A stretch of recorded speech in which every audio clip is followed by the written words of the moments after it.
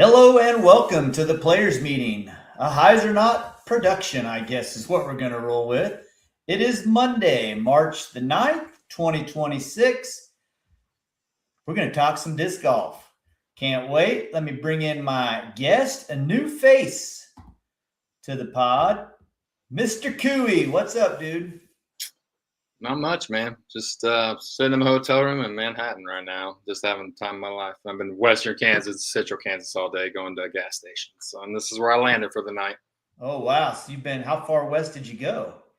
Oh, I go starting Pratt, and then I end up with Dodge City, Cimarron, Garden City, Dighton, Great Bend, Larned, Ellsworth, and then I wrap my way all the way back to Manhattan and stay here. It's a lot of driving. It's a long day. It's about a 14-hour day every other week when I do it.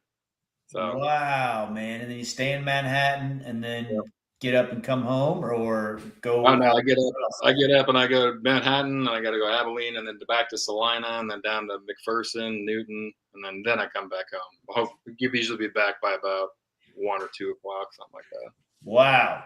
Yeah, that is a lot of traveling and not a lot of that area. You know how it is out there. Yeah, it's not nothing to look at, that's for sure.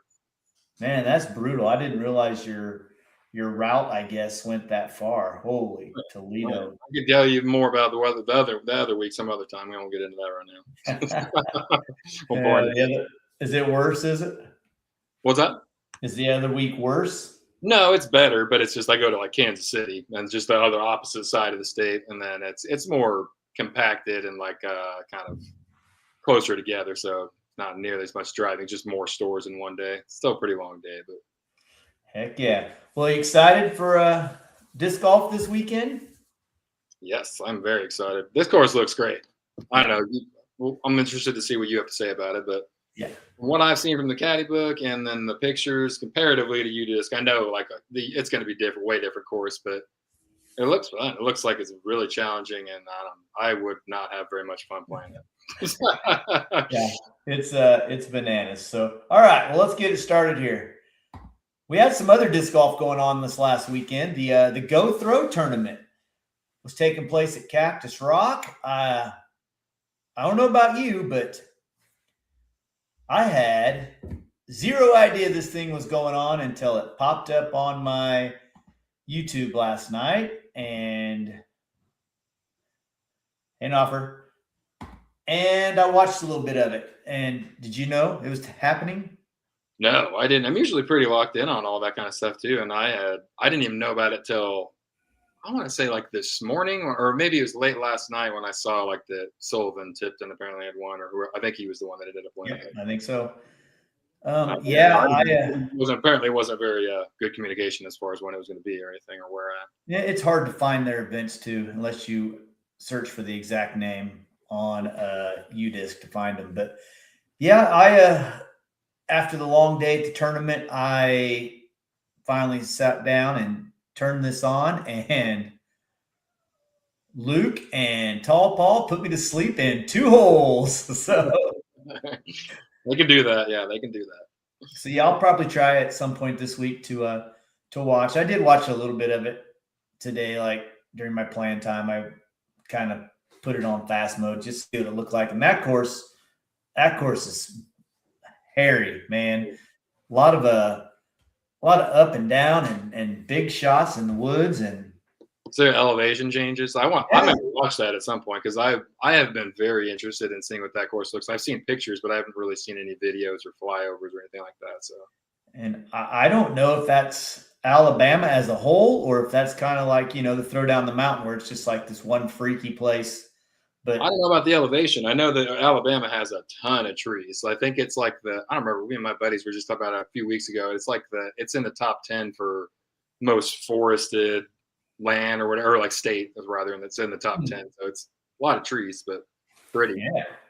Yeah. Well, that course looks cool. That cactus coming out of the rock looks cool. Mm-hmm. If the beast is in charge, it's gonna be badass when he gets done. So we've seen what he's done with Olympus in just a few short years. So I think this will develop into a really cool course. And I'm assuming the goal is to land it on the Disc Golf Pro Tour at some point and showcase it the way that he and Dylan Cease are doing. So pretty awesome.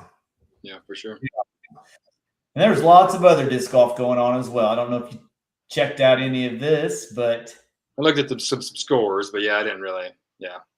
yes, Didn't follow too closely. 24th annual Crush on the Concho there in Texas. And if you know it's in Texas, you probably can guess who's going to be in the mix.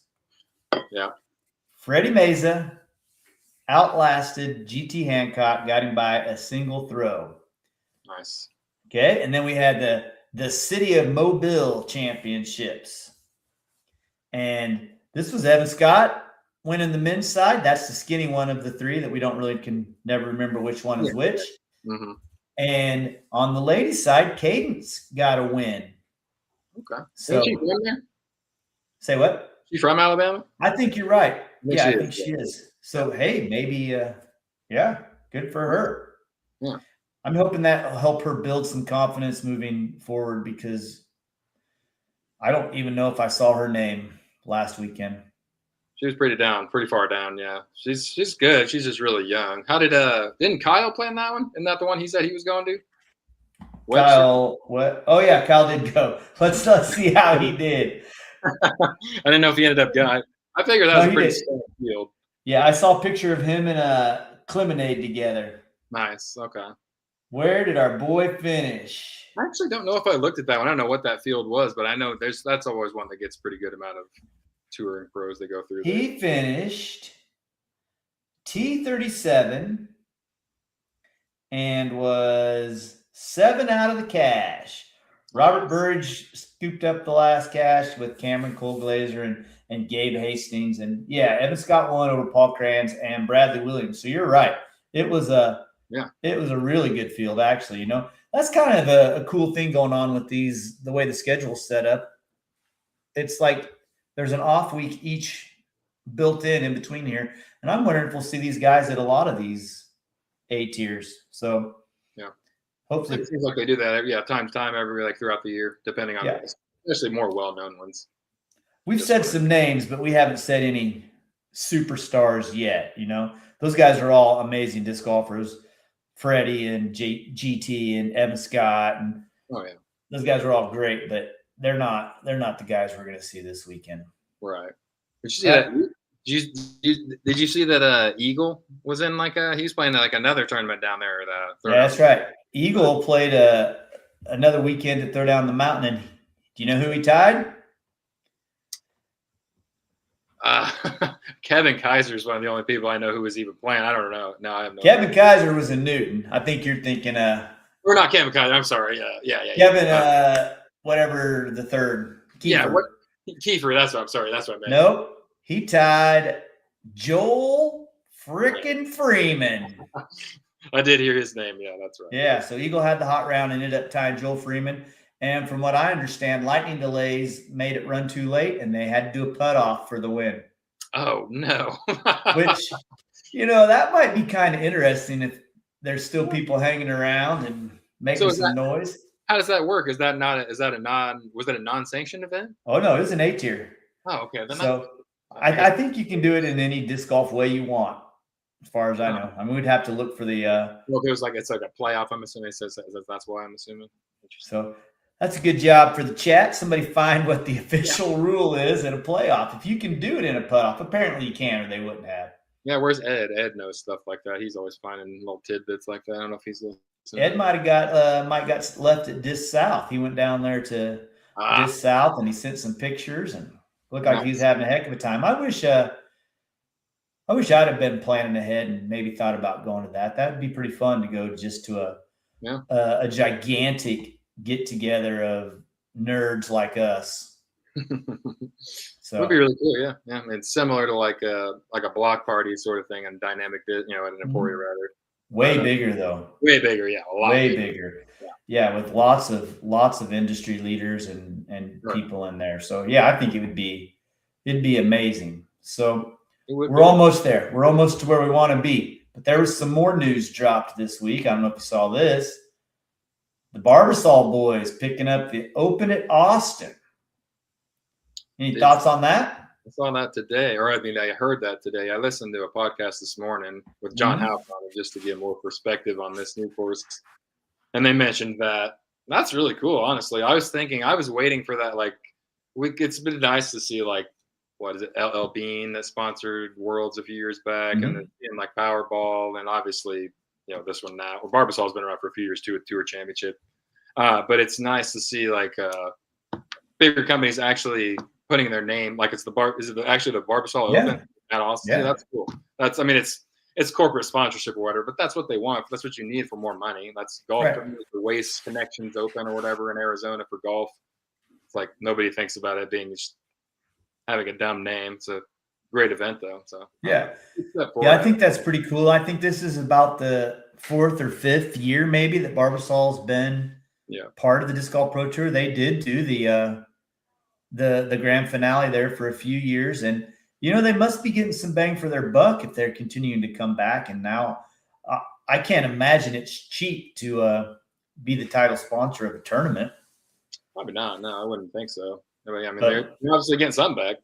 But we're also talking about a billion-dollar company, probably multi-billion-dollars, right? Yeah. So I would venture to guess that it's more likely than not, it's probably somebody who works for the company who's into disc golf, or their son's into disc golf or something, or their daughter or whatever. And who knows? Even if it is that, who cares? They're getting money, so let them do it. Kind of like the way we get Pi Barker to sponsor the food drive every year. We just happen to have a few disc golfers that work at Pi Barker. So nice, half of Wichita. Right. Uh-oh. Who's that? Mike threw a brand new Smitty Edition Evader. So he's loving it. Nice. Yeah, I got lucky enough to get my mug shot on the KJ stuff this year. So oh, yes, I've seen that, yeah. The discs and the shirts came out really well, and I'm happy with how they all turned out, and pretty cool things. So yeah, they look good. I saw them. Yeah, I'm sure I'll have one at some point. Dang right, you better. Yeah, better. So, all right, let's get into it. What we came here for, shall we? Yes, let's do it. The MVP Disc Sports Big Easy Open. First time at a new course. A lot of hub about this thing. A lot of people excited about it. And I'll tell you what, dude, I tried hard last week to find anything about this place. The best thing I could find was some stuff off of UDisc. Mm-hmm. But I am guaranteeing you these boys are not playing the same thing that you or I are going to pull up to this course and play. No. Follow UDisc. But it was tough. I couldn't find anything. I found the caddy book last week, which you know how those go. Sometimes they portray the hole exactly how it looks, and you know where you are. And sometimes you look at that and you're like, how is that what I'm watching here? Right. So, but yeah, what do you think from your little bit that you were able to find on it? Well, okay. First thing I learned is so the course is called like Parc des Familles. Yep. Famille, however you say it, it's French. But they actually are renaming it Grand Cypress Bayou, is what John Houck said, and it's Grand Cypress Bayou at Parc des Familles. Yeah. But yeah, 4 new holes is what I saw. 4 brand new holes, nothing new, or like that they were never on the course before, and they are permanent. Everything, all the changes they made are permanent changes. So if you wanted to go play the course now, you could have a similar layout to whatever they'd be playing. And then he said that what else are they? There's 4, like basically they made all the par 3s longer. 1 and 18 have these massive tee pads. I don't know if you saw that or not. They're like gigantic. There's like the 5x16s, the normal size, and they're like easily like 5 or 6 feet on each side on the backside to give you more run up. Yeah, I don't know. It looks like it's going to be a really tough get. A lot of low ceiling shots, a lot of wooded shots, obviously. But I mean, there's 3 par 5s, and all of them are eagleable, is what he was saying. In the sense that like if you can throw a 530-foot shot and then throw another 400 and some foot shot. Yeah, I don't know. I think it's going to be fun to watch. I don't know about the swamps. No OB because it's no stringed OB, I should say, because it's a John Houck course. So a lot of big fairways is what we'll be looking for. But yeah, I think This entire thing was a swamp, dude. Yeah. they turned the swamp into a park. They spent millions of dollars bringing dirt and sand and everything they could in there. It looks really cool with those cypress trees like coming up out of the ground, and you can make hard for rollers. Hard for a roller there. You're not throwing a roller. The grass is super deep. Roller's not an option. So, yeah, they reseeded it too. They said they had 6 to 8 inches of sand on each hole by the fairway, or like behind the basket and like the tee pads. Yeah, I was like, oh, they're trying to make it, and there's drains on some of the holes, like in the fairways, to help it get to the canal and not be a swamp, basically. Yeah, and it's huge. Yeah, 12,370 feet for the men, par 69. Yeah, 3,000 feet shorter for the ladies. Still a long course. Oh my gosh, dude. It's ridiculous, right? Well, the U-disc layout was 8,500 feet, and they added 3,800 feet to that already. It was already a par 62 or 65. I don't remember what it was. I have to imagine some of those were pretty soft, but God, that's insane. That's the longest course on tour. Like the longest was like 11.5 or something, I think. Yeah, it used to be the one of those ones in up in Seattle in the Washington area was the longest, but this is nearly as long as that one, with nasty fairways and rough on the edge that's absolutely brutal. And you can kind of see these two holes here. The one on the left is the majority of the course. Right. And I watched Ezra and Goose's practice round, and I put this picture on the right on there before that, and I do not remember seeing that hole. So yeah, they did eliminate 4 holes too altogether. They just took them completely out. So that might be it. Could be one of those. Yeah, I don't know. So, but yeah, I watched it, and in 4 holes, I saw both of these guys. There's a little gator swimming down the canal and a snake of some sort creeping in the woods. I mean, like I said, they took a swamp and they turned it into a park, and all these creatures that live there have to go somewhere. They're not willingly leaving. Yeah. Oh yeah. So that they are there, and they're probably hungry. So. But I'm sure they're going to show a bunch of gators on the coverage this weekend. You're going to see it a lot. And after watching Goose and Ezra, that course is brutal, dude. I haven't watched that yet. The idea of this course and the caddy book look awesome, and it seems like it's going to be fun to play, but it's going to absolutely destroy some people. Mm-hmm. I mean, the lines you have to hit are tricky and tight and a little bit fluky. Like you said, the ceiling is low, the grass is high, the rough on the edges. If you're getting in there, you're going to be pitching out. But then there's also places where a bad throw lands, and these cypress trees are just everywhere, and you can find gaps to still attack. Mm-hmm. I think that they're not going to go way under par. It's not going to happen. We're not going to see a boat race, I don't think. So, well, he said that you can throw 425 feet dead straight and just set it down there. That's your ideal shot. He said you could birdie any hole on the course if you could do that. So if you could just do that every single hole, and just 400 plus feet on a low ceiling. So Calvin or somebody like that. Yeah, Calvin will be a good pickup this week, I would think, for somebody. So big fairway. I bet it's been compared a lot to W.R. Jackson.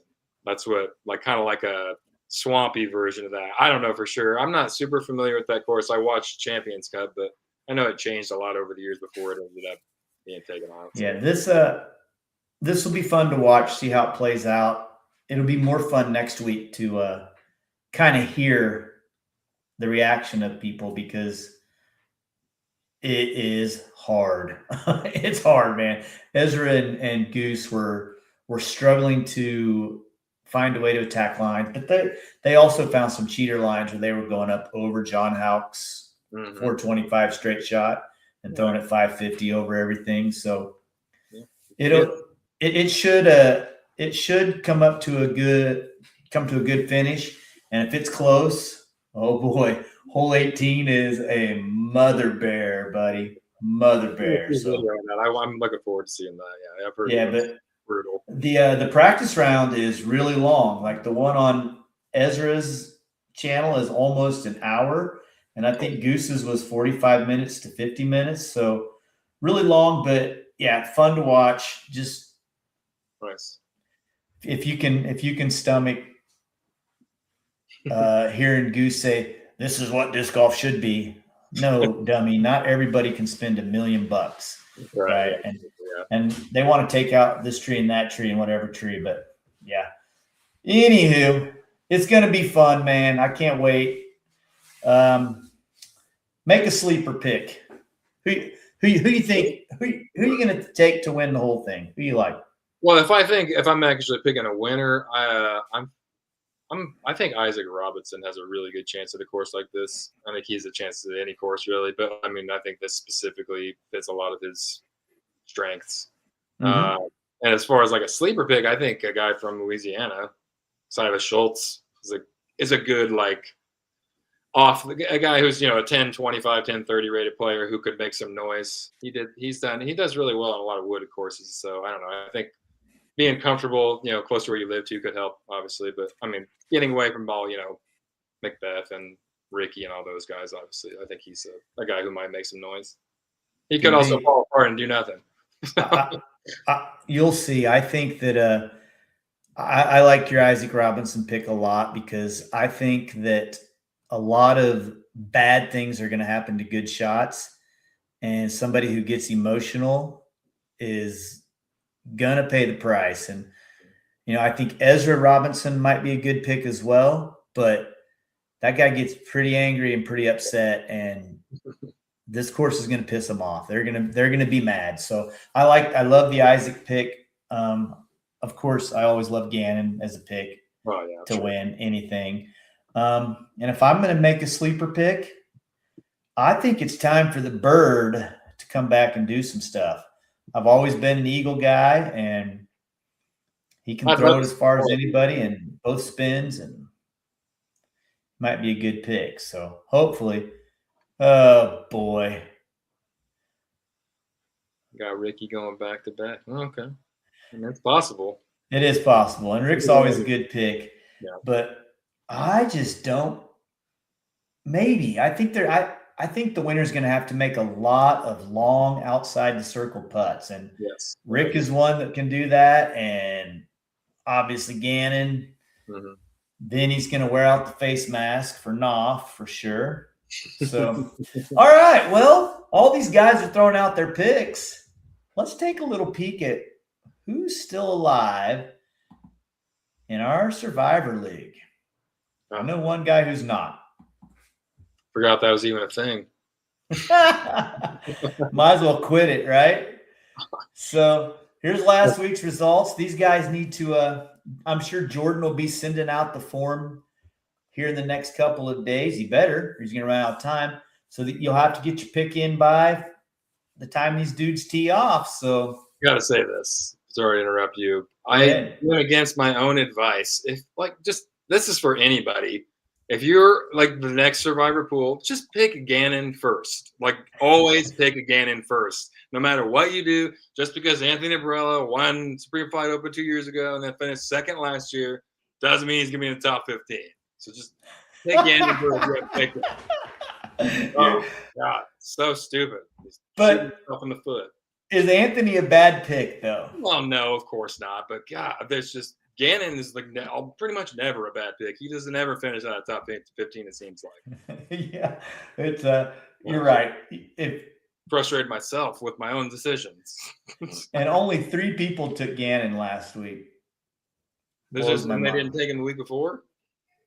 Well, the names that I showed you are the first week's picks. Or no, yeah, okay. So but I'm saying like, did they? Oh yeah, never mind. I was thinking That's why you and I are crossed out at the top. There was already another tournament that I didn't get to pick. So, I hope every single one of those guys gets knocked out so we can jump right back in there. Yeah, me too. All of them. Just all 1 week would be great. We know Patsy's going to win anyhow, so. Probably, yeah. Is her name even on there? Oh, yeah, she took Kyle. Yeah, that was a good pick. But Kyle's, yeah, I guess. All right, well, I don't know about this next picture. Here we go. Fantasy disc golf. I don't know if you paid attention to how Kyle and I did last week. Yes, I did. But Couey, we got nowhere to go but up. Is this the ratings-based thing, right? Is that like where you? Yeah. Like, we have to stay within a ratings cap here. Right. And what Kyle and I looked at was we tried to keep it around that 10. The 1025 is the magic number. Right. Yeah. And we tried to play with that, and I think we outthought ourselves. I think we have to take a horse. You got to have a horse. And we had a horse. We had Anthony. And Anthony had a terrible week and killed us. But I'll tell you who really killed us. Kevin Jones. Well, I mean, come on. What would you expect? Well, I thought Kyle knew something. So, anyhow, let me get my little helper sheet up here to at least give us the names. So probably worked best if you had somewhere where you could see all the names. That's what I was literally just doing, pulling the event up. And Ronnie chimed in and he said, I get a sponsor's pick this week. And you're taking Jake Hebenheimer. Oh, okay. Jake comes in 7 under that median rating that we've kind of 10-18. Okay. 10-18, and he throws it a mile. And Ronnie thinks he's a good pick. So our hands are tied. We're taking him. Well, either way, we're still 7 under the threshold, so we gain a little bit as far as yeah. Because we need to find us a good low ball guy that can help us, get that horse that we want here at the end. For sure. So okay, I got this pulled up. Are you take any low ball guy that you're interested in? Let's see. I mean, man, what about a guy like? Did you guys pick Dallas Garber last week? Hey, man, I think Dallas Garber's a good pick every week. I mean, yeah, I think he's right at 1025.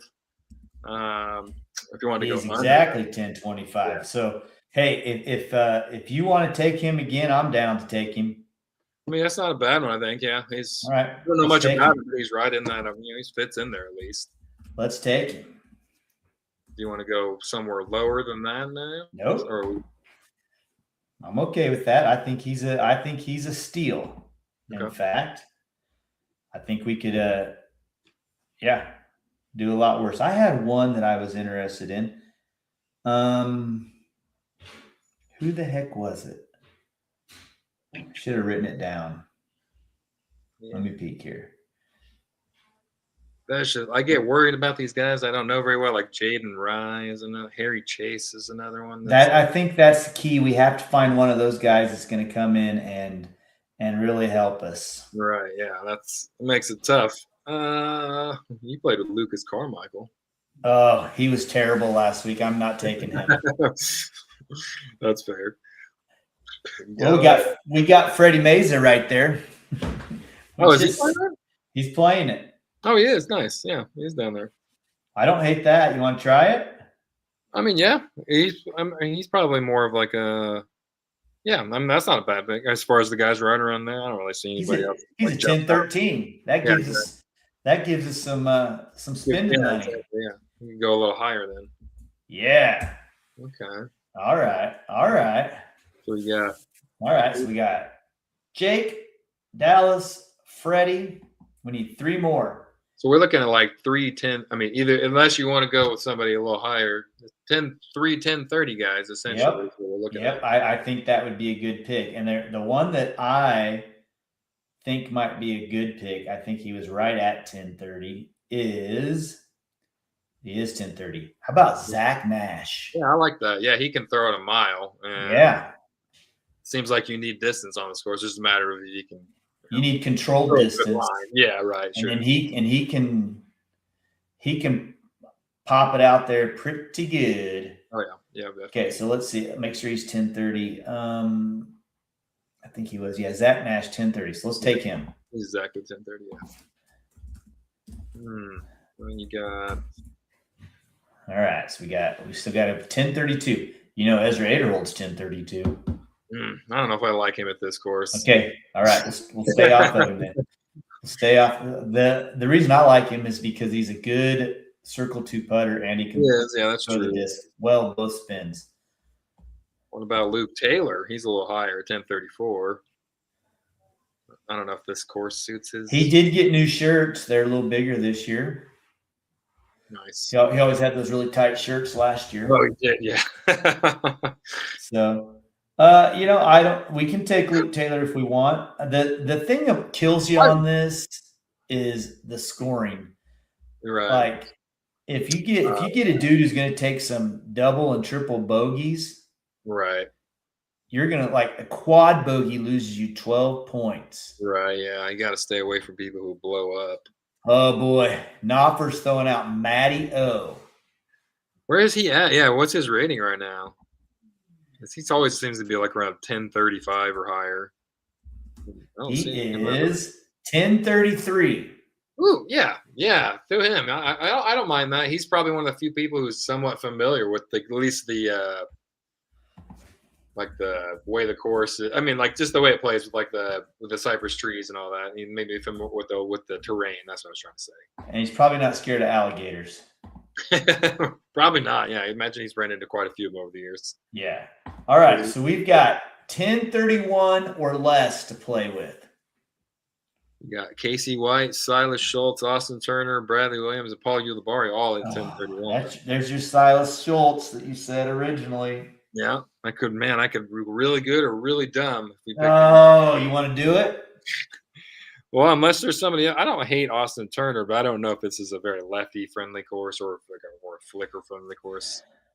Yeah, most of them were straight. You just got to be able to throw it straight as an arrow. Right. Do you think being in front of the home crowd will be too much for Silas? Yeah, maybe he might be pressure. Up. Yeah, I don't know. Casey, I don't hate Casey White as much as I know you laugh every time somebody brings his name up. Well, Chandler Kramer's available. I made fun of him last week. That's true. Yeah. We are not taking Ulibarri. No, we are not. Definitely not. He wasn't. I just said his name because he was at 1031. I didn't really want to have any interest in taking him. Let's do Silas. All right. Let's do it. Yeah, I'd be fine with him or Casey. I think either one of them would be. Your call. Make your pick. Yeah, I'll do Silas. Oh, Knopper likes Casey White. I mean, he's a good woods golfer, but let's just have some faith in Silas Schultz and his new MVP plastic that he's throwing. Maybe he'll make some noise. And plus, if you ain't first, you're last, and we're dang near last. Right. So Silas is, what did you say, 1031? 1031, yeah. We hit it right on the nose. Did you guys hit it right on the nose with Kyle, or did you guys were you a little under? Okay. You're right on the nose. All right, there's our squad, folks. The sponsors pick Jake Hebenheimer, Dallas Garber, 2 weeks in a row. Freddie Meza, I think maybe the lowest rated player we've taken. Zach Nash, Matty O, and Silas Schultz, who Couey said early, and it just happened to hit it on the nose. So it was all destiny. It was destiny, bro. That's all we can say. That's all we can say about that. All right. We'll see how that plays out. All right. Okay. Well, you know what time it is now? I think so. The part of the show where Couey takes a deep dive into things that everybody is talking about, and they are talking about this one. He will then decide if it really is a big deal or is it, yeah, whatever. Big deal, bro. Let's hear it. Not that, but this. I was trying to bite my tongue while you were going. Okay, I figured you were going to bring it up. I almost mentioned if you were going to have slides of it or something, so that's good that you did. What do you think, man? I mean, to me personally, I think it's kind of cool. Like if you have enough space for it, why not? I mean, I don't know how I feel about when I first was explained that that they were bigger, like for the par fives and par fours, like when I was listening to Houck, he was saying that like they did it so you can have different angles to run up and give people more room, but you still got to stay inside that 6x15 when you release it, and then the extra space is just for your follow through.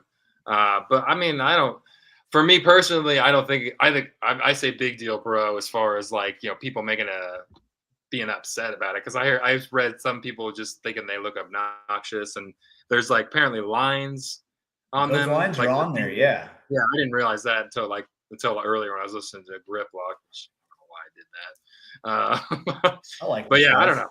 For me, I think it's a big deal, as in like, I think it's cool. If you're mad about it, I don't see why you'd be mad. More space to run up. I think they look good. But I haven't seen video, so I don't know. I'll bet you James Conrad's happy that I like that. Yeah, I'm sure he's ecstatic. Yeah. And I'll tell you the one thing that I think this Houck Design 005, the smaller version, I think that's awesome. Yeah. That's great. Now, the 007 is massive. Out of control massive. But at the same time, you take the lines off of it and you just have the red box in the middle. I'm down with it, dude. Yeah. Because I can think of Millbrook, hole 3. Mike and I had to put a little retaining wall in the front of it because everybody throws steps off of it, and we just over time dug a hole in the front of it, and it's dangerous. Right now we have a dangerous hole. We have a dangerous hole in front of 10 at Millbrook, hole 5 at Cessna. That thing, and 4, those things are this high off the ground. That's dangerous, dude. Yep. You go up there to throw and you step off of that thing, you are snapping something. Right? And these guys are throwing off of sandy soil. I think it'll do a tremendous amount in the way of erosion protection. Yeah, and I'm with you. If you're mad about that, you suck. Yeah. Right? Just shut up. Yeah. Let them. Now, do I think that the lines are needed? No. I don't think you need to paint those on there. These are the best disc golfers in the world. They don't need you to line them up at a 35-degree angle or whatever it is. They know where they're going to run up from. But, man, we better not hear any complaints about them from the players, right? I would hope not. They're massive, and they give you everything.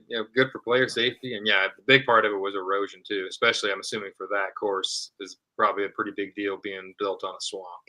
So. Yeah, and I'm sure they're rough. I'm sure the traction will be good. I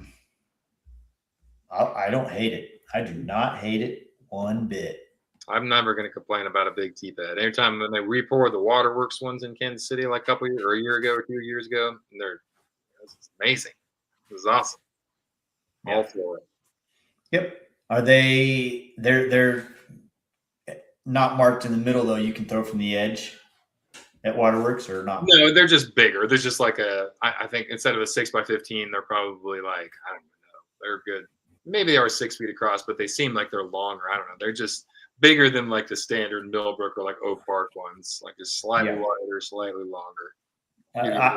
I think the biggest thing is that little bit in front, just to keep you from. If you foot fault, is way better than Damon Workington stepped off of one in Concordia and snapped his twig. Right, just snapped it right there. So, I'm for it. And you see James Conrad throwing off some of these things and flying off at the end of them and whatever. That's unfair to him. That limits his ability to play this golf the way he wants. But right on, dude. Well, you said you had something maybe for me. Oh yeah, I do. Yeah. Okay. So yeah, I was just kind of messing around on Statmando, and I was just kind of like sorting through tabs and just kind of looking at stats all the time. And so what I got is, I just have pulled up. I don't know how far down you want to go down this, but maybe just like the top 15. But I have top 15. So total strokes on the history, like for a player on the it'd be for what, Elite Series and up. So Pro Tour, Elite Plus, and then going back to National Tour and all majors. Wow. Majors, not any age restricted or anything. And so we'll just do like the top 10. We want to do that.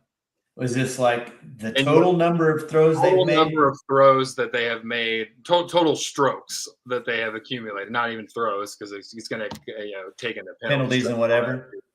So total strokes. There's going to be some names that have obviously been around for a while, but there's going to be some names that are very much players that play right now. Okay, and this is Disc Golf Pro Tour, or is this before that? This is Pro Tour. It's because the way that it has it sorted is Pro Tour, or it says any Elite Series and event, Elite Series or major event. So it's going to be National Tour and any Worlds from like the 80s or 90s. So there's going to be those are in there as well. Some old names, not very many. It's not going to be anything crazy. Okay, let me get it right. I'm going to give you like 3 strikes, and you can just try to see how many in the top 15 you can get. Oh yeah, I'm good. And I'm going to take as much help as I can get from the chat without going to Statmando. Don't go look it up. Okay, let me make sure I get down to the 15th guy. All right. Okay. Total number of strokes in Elite Series and majors. Give me Paul Ulibarri. He is number 1. Yeah, he's been around for a long time. Yeah, he has. So I'm going to try to go for some of the mainstays. Probably Rick. Is he in the top 15? Rick is number 4 all time. Okay. Beast is probably in there. Number 2. How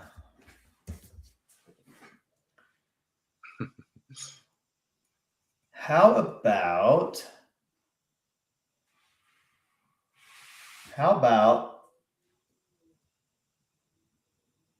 Avery Jenkins? Avery Jenkins is on there, yes. He is, I believe, number 10 or 11. He's on there, though, yeah. Matty O. Yep. Josh Anton. That is your first strike. No kidding. Yep, he is. I don't think he's played enough Elite Series events like the last 8 to 10 years or something like that. But yeah, he's not sure. He's not in the top 15 either way. Boo. Simon, yep. Simon is. Or I saw him. Is he in there? Oh no, he's number 16. So if we're going top 15, yeah, he falls just out of that. Dang you, Knopf.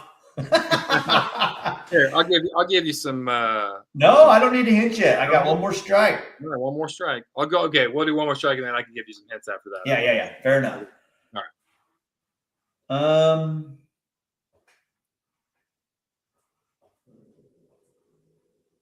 How about Nate Sexton? Nate Sexton is on there. Yeah, he is. I just saw his name. Okay, there's the guy that I'm coming up. He is. Is he on there? No, he's below it too. Sorry. Where is he? Because there's the last guy. I was keeping my name on him. Simon 16 or 15. Limo is 16 and Nate Sexton 17. So if you would have been top 20 or 25, you would have been. Yeah, but we did 15. All right, give me some hints. How many guys are still playing?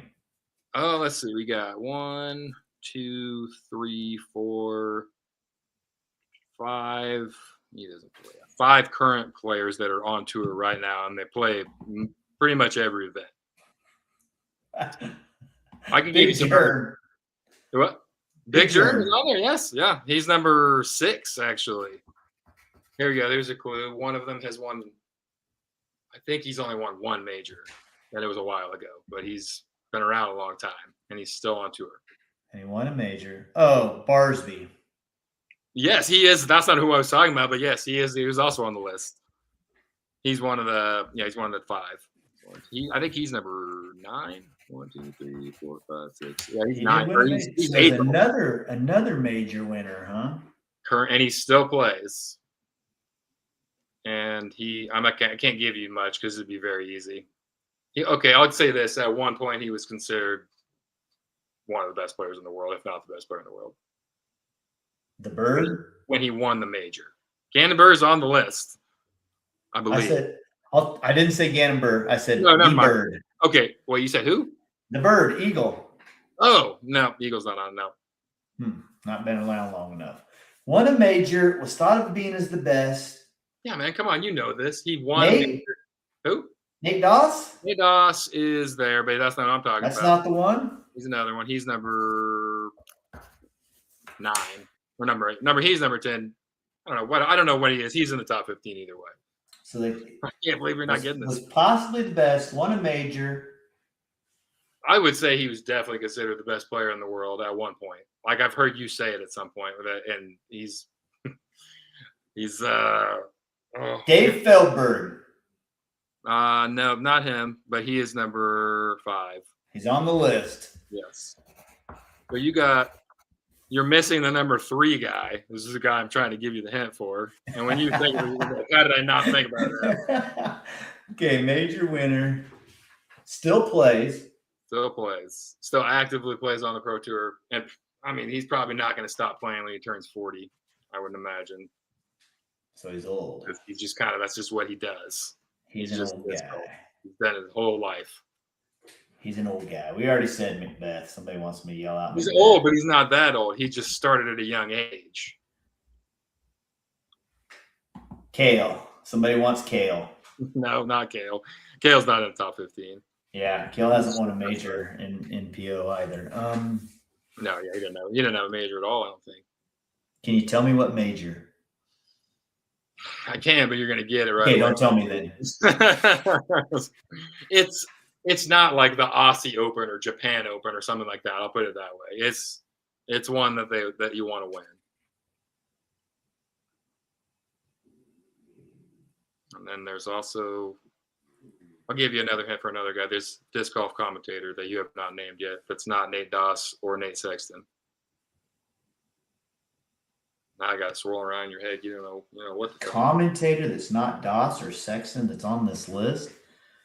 He's on DGN. He's specifically on.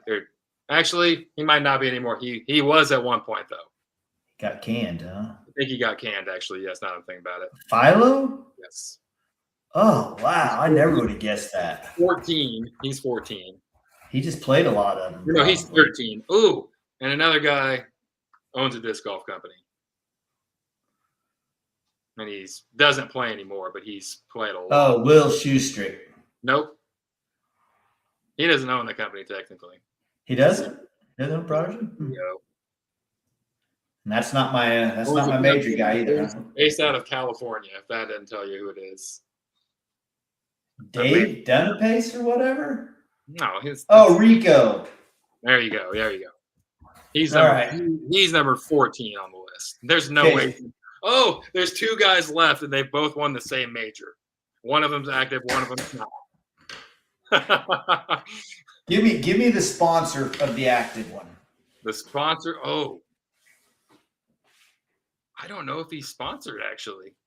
He might be open bag. I could tell if I say who he's normally sponsored by, it's going to be a dead giveaway, too. Corey Ellis? No. I never would have called him the best. No. Yeah. The other guy that's won the same major as this other guy I'm trying to get you to figure out. It's going to be a lot harder for me to get. I don't know as much about this other guy. All right, just tell me. He has crazy hair, bad attitude. Oh God! Yeah, exactly. I knew Nico. as soon as I said the hair, you'd be like, "Oh God, yeah, he's third." So we're talking USDGC. Chris Dickerson. Nope, you got Paul Ulibarri, you got Paul Macbeth, Nico, Ricky, Feldberg, Coling. There's one active player you don't have. Barsby, Jenkins, Oram, Doss.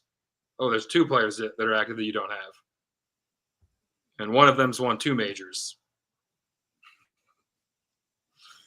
Very famous, the most well-known shot ever. Oh, Conrad? Yeah.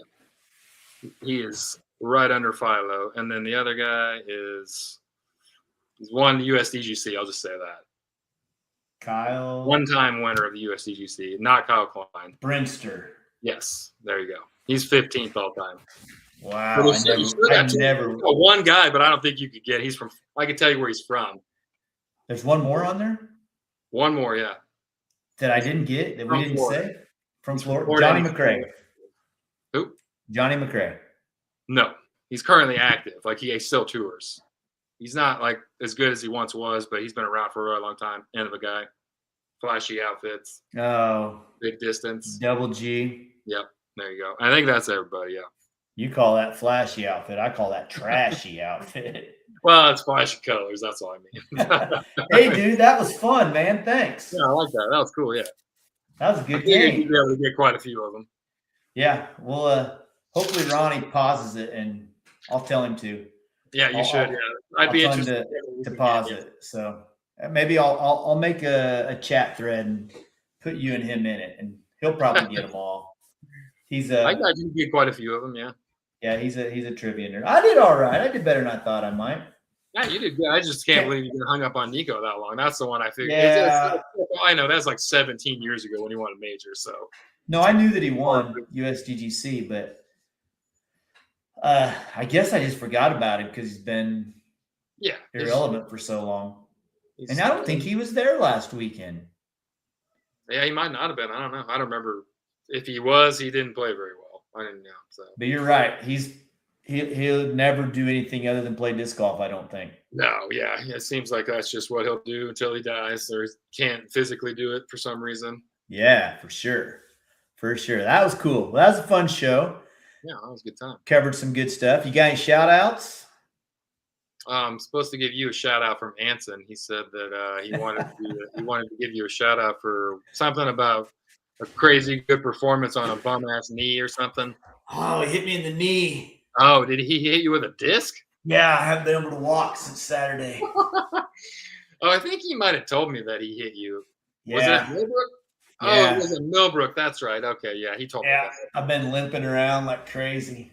Get a shout out to all you guys that went to the KGA opener too. I was trying to go there. My father-in-law and I were trying to fix my washing machine Saturday morning, so I couldn't make it. I just got out the flights, but yep. Good to see you. Did you have a good turnout out there? Yeah, we filled it early, and I think probably 20 people dropped out, and we filled it with 20 more people. Okay. If I wanted to add holes or go fivesomes, I'm pretty sure that I could get 100 people. I bet you can, man. Honestly, like catastrophic knee injury.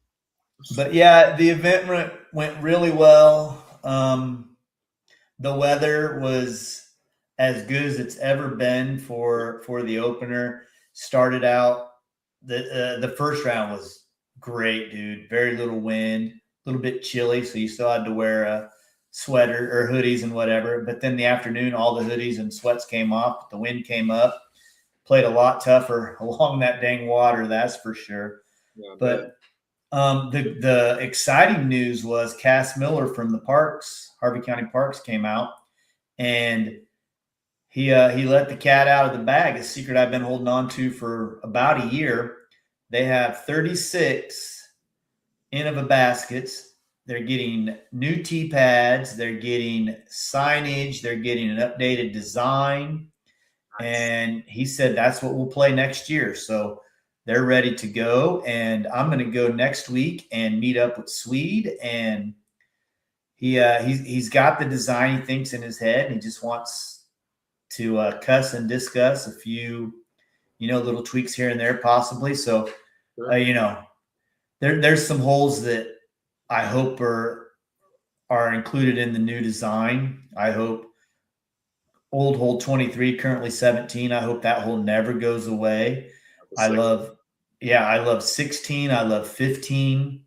Now, I don't know how you could play in that area and play any other form of those holes. Those are all great holes. Yeah. I think that hole 2 on the new layout is awesome. I love that. Yes. So that's a sick hole. I love that hole. I love the original too, but that one with the deep pin is just yeah. And I think I like hole 4 a lot, which is old hole 7. Mm-hmm. Yeah. You just can't have Camp Hawk without those holes, I don't think. So is it going to be a complete Mm-hmm. redesign, or is it? I'm assuming you don't know entirely.